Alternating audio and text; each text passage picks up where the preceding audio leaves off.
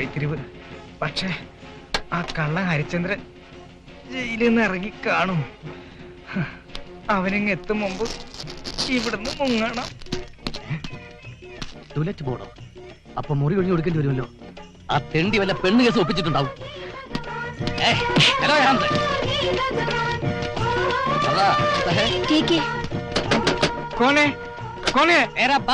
നിന്റെ അച്ഛൻ അവനിങ്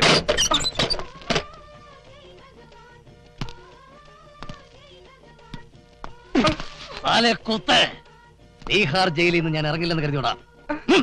ആണോ വെളിയിലാ ബോർഡ് കെട്ടി തൂക്കിയത്? സർദാർജി നിന്നോട് വീട് ഒഴിഞ്ഞു കൊടുക്കാൻ പറഞ്ഞോ? പിന്നെ എന്തെങ്കിലും മണ്ടത്തരം ഒപ്പിച്ചോടാ പട്ടി. ഹരിചന്ദ്ര, എനിക്കൊരു അബദ്ധം പറ്റിയതാ. എന്തബദ്ധം? ഇടയ്ക്കിടയ്ക്ക് ഞാനിങ്ങനെ ഓരോ വേഷം മാറി നടക്കണ കണ്ടപ്പോ സർദാർജി എന്നോട് ചോദിച്ചു, നിനക്ക് എന്താ ജോലിയെന്ന്. നീ എന്ത് പറഞ്ഞു? ഞാനൊരു ഫിലിം സ്റ്റാറാണെന്ന് പറഞ്ഞു. Film star?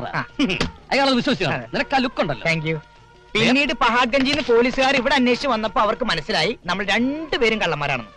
14-ാമത്തെ വയസ്സിൽ നാട്ടില് അയലത്തെ അമ്മിണി ചേച്ചിയുടെ മാലയും വളയും അടിച്ചോണ്ട് മുങ്ങി അന്ന് തുടങ്ങിയതാണ് ഈ തൊഴില് എന്നൊക്കെ എന്നെ പോലീസ് പിടികൂടിയിട്ടുണ്ടോ? അന്നൊക്കെ അതിന്റെ പിന്നിൽ നിന്റെ മണ്ടത്തരം ഉണ്ടായിട്ടുണ്ട്. നമിച്ച് ഇനി ഈ തൊഴിൽ എനിക്കൊരു പാർട്ട്ണറേ വേണ്ട. വേണ്ട, അല്ലെങ്കിൽ നീയുമായിട്ടുള്ള എല്ലാ ബന്ധങ്ങളും ഉപേക്ഷിക്കാൻ ഞാനും തീരുമാനിച്ചു. നിന്റെ കൂടെയുള്ള ഈ തട്ടിപ്പും വെട്ടിപ്പും ഒക്കെ ഞാനും നിർത്തി. ഇനി അന്തസ്സായി ജോലി ചെയ്ത് ജീവിക്കാൻ പോവാ.